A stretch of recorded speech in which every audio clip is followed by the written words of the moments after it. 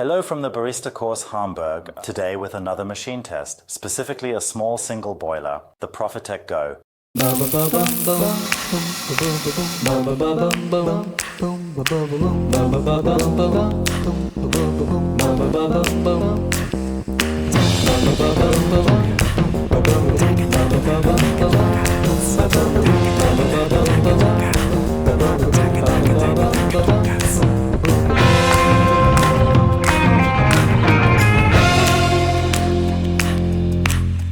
Perhaps you have already seen one or another review of the Profitec Go. We have been using it in the barista course for about 4 months, and many participants have been able to work with it. We had a lot of fun with it and discovered some very interesting technical details that we would like to share with you here today. As a preliminary note for you, the machines we are presenting here are purchased so that we can use them ourselves in the barista course for our participants.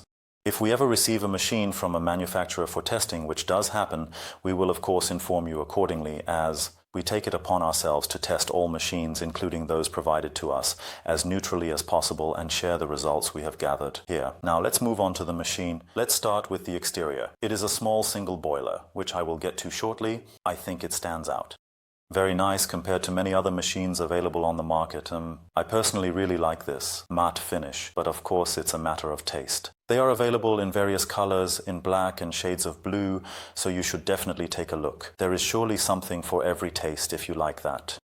It has a width of 21 cm, a depth of 36.2 cm, and a height of 38.1 cm. It weighs just under 13 kilos, 12.9, and the nice thing about it is that when you lock in the portafilter, it doesn't slide on the table but stays nicely in place. It is a single boiler with an insulated brass boiler that has a volume of 0.4 liters, and the boiler is installed at the top. This has the advantage that the brew group at the bottom and the portafilter are heated at the same time.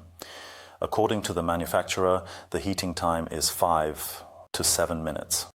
We let it heat up for 7 minutes in our temperature test, but we will get to that later. The water tank is installed at the back, like many other machines, and can be removed from the top. It has a volume of approximately 2.8 liters. It is designed without hoses, which I find very advantageous, so you don't always have those filters hanging around. I think there are 2 small disadvantages with the water tank. One issue is that it does not have a low water indicator, which could have been nicely integrated into the PED group. And the second thing is that the lid sometimes rattles a bit when you have a normal brew. The distance from the portafilter to the drip tray is approximately 8 cm, allowing you to place larger cups or cups with a scale underneath. Itself is a classic EMA E61 portafilter with a diameter of 58 mm. Very well made, nicely heavy, it feels good in the hand and has a lot of mass. Unfortunately, I can't say much about the portafilter itself. It looks very well made. However, I couldn't determine whether it is an EMS, VST or another type of portafilter. The machine is equipped with a vibration pump that is quite quiet. But let me show you that, and I'll also show you right away that the cups are not rattling now. I always find it a bit annoying when everything up there shakes and rattles, but you can see how beautifully quiet it is. The advantage is that the cups are warmed by the boiler installed directly above the brew group. I mentioned this earlier. This has 2 advantages. First, as mentioned, the cups are warmed. Second, the brew group is automatically heated. Additionally, you have the option to vary your pump pressure. I find that quite exciting. There is a small screw up here. I believe the adjustment range is between 7 and 12 bar. I think it would be quite interesting to try how your espresso tastes at 7 bar, or if you brew it at 12 bar. Are there differences or not? As mentioned earlier, a nice, solid, heavy VMAE 61 portafilter is included, with a double basket of 18 grams with a single basket with a blind basket because it has an expansion valve. The outlets are not too far apart, so you can also place a small espresso cup underneath. A cleaning brush is included along with the user manual, and additionally there is a nice tamper. It feels good in the hand and is nicely heavy. I would wish it were a bit thicker, as that would provide better control when tamping. What I find particularly practical is that a PID system is built in. With it, you can adjust various settings. For one, it has a built-in short timer, which is obviously great. This means you don't have to stop it manually. You can also adjust the boiler temperature for the steam pressure. You can set the brewing temperature for your espresso. What I find particularly exciting is when you now, with different roasts, meaning dark roasts or light roasts, you can nicely adjust the temperature. You have the option to set an eco mode, which means the machine will turn off after a certain period. And you also have the option to set a reminder for the machine to be cleaned. I find a small disadvantage is the way it is built. Personally, it is built too deep for me. I'm not the shortest, which means I have to bend down a bit from time to time. It would have been nicer to have this installed up here. And what we see here, by the way, I forgot to mention, is that you also have a pressure gauge included. So, now we come to the exciting part. How does the machine perform? And, beforehand, it's a great machine. It has given us a lot of fun. It makes a fantastic espresso. I'll try one right after this. But part of our tests is, of course, our temperature test and the power consumption test. The power consumption, as you can see, is super low. That is certainly an advantage. We always test from the moment of switching on to the first espresso and then to the first milk frothing, meaning cappuccino or latte macchiato, and it really performs excellently. The machine heats up incredibly quickly. According to the manufacturer's specifications, it takes 5 to 7 minutes. In our temperature test, we let it heat up for 7 minutes and then extracted the individual shots according to our rhythm. Just briefly again on the topic of how we actually measure, because there was a bit of confusion. Last time someone asked at Maru, yes, you have such notches. Sometimes it drops to 60 degrees. That makes perfect sense, as we are really trying to simulate a completely normal referencing process. That means we take our portafilter. It is also a regular portafilter, not a bottomless portafilter, because most of you are certainly using standard portafilters. We insert our measuring portafilter, turn on the machine, then at some point, as you would do at home, we take out the portafilter, grind the first coffee, insert the portafilter, and then pull our espresso for 25 seconds. And during these 25 seconds, we try to let flow around 40, at most 45 milliliters. We will show you the test chart, and you will see the machine performed well. We were amazed. Specifically, our first measurement protocol was designed in such a way that we said we would like to have 5 extractions. After 5 extractions, as you can see, we found that the machine is super consistent. There are very, very slight deviations. That confused us, I must say. With such small machines and such a small boiler, we did not expect that. And so we said we will just order 5 more and had exactly the same result. We found the whole thing so interesting because, as I said, we would not have expected that such a small machine with such a small boiler could work so consistently. This prompted us to call the manufacturer and ask, how is that possible? How did you manage to do that? That the temperature is controlled so precisely in this small boiler.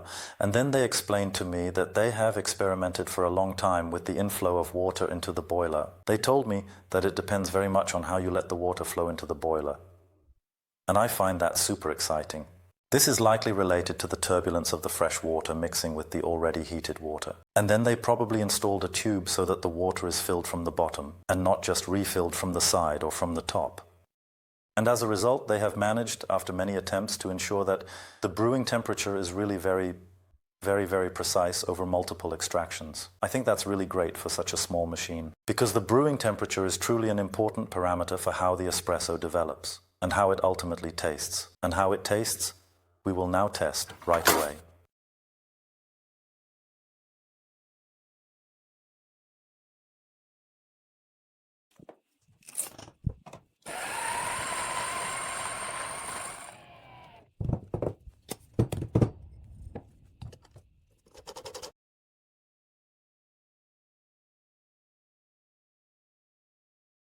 So, if you are now wondering which grinder that was, it will be featured in the next test.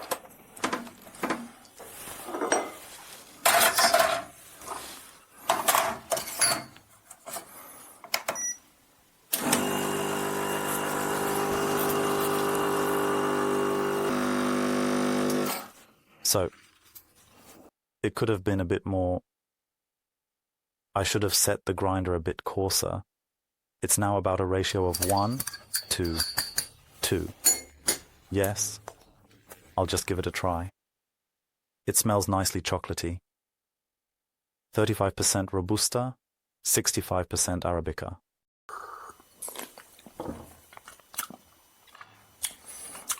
Not too much acidity, not too much bitterness. Nice and round, very creamy, has a nice body. Yes, great, wonderful espresso. She does it excellently. And I would say, let's just froth a bit of milk now. condensate water, which is common with single boilers, but it's not particularly much. Let's explore the process of frothing milk. This involves using steam to create a creamy texture. Position the steam wand just below the milk's surface and move it gently to incorporate air, enhancing the coffee's flavor and texture.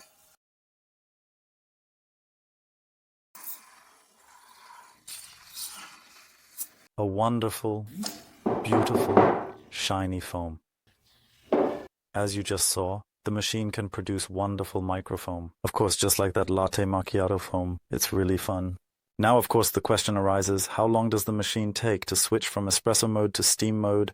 You have a single boiler and not a double boiler. We have measured that from our 90 degrees. We like to pull our espresso at 90 degrees. It takes us about 1 minute and 15 seconds to 1 minute and 30 seconds for the machine to warm up enough so that you can froth milk. That's super fast and super practical, one must say. Now, of course, the question arises, what is the reverse conclusion? That means I make an espresso, take a look, and want to make the next espresso again. It takes about the same time, 1 minute 30 to 1 minute 40, until the machine has cooled down enough for you to make a proper espresso again. And it's quite simple. You let the steam run through the normal brew. And as soon as the first water comes, you know the boiler is empty. It refills and heats up again. And this whole process takes, as mentioned, about 1 minute 30 to 1 minute 40. A small note at the end regarding steam usage. In our course, the last part always consists of learning how to froth milk, make latte macchiato foam, microfoam, and so on.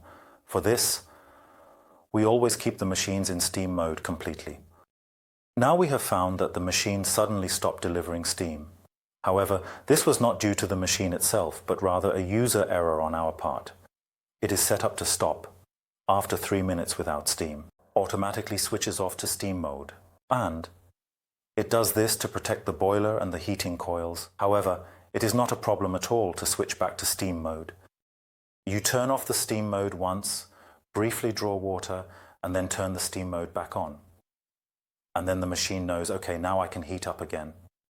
This shutdown is, as mentioned, designed to protect your machine from overheating and to prevent any potential damage. Now, of course, the question arises, for whom is this machine suitable? In contrast to the classic boiler machine, the VMAE 160 boiler machine has the advantage of heating up super quickly, being very consistent and allowing for a very fast switch between espresso and steam usage, around 1.15 to 1.30 seconds.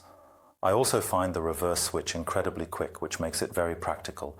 It is compact, quiet, and has a few drawbacks. I mentioned that sometimes there is a bit of rattling at the back and that the display could have been placed at the top.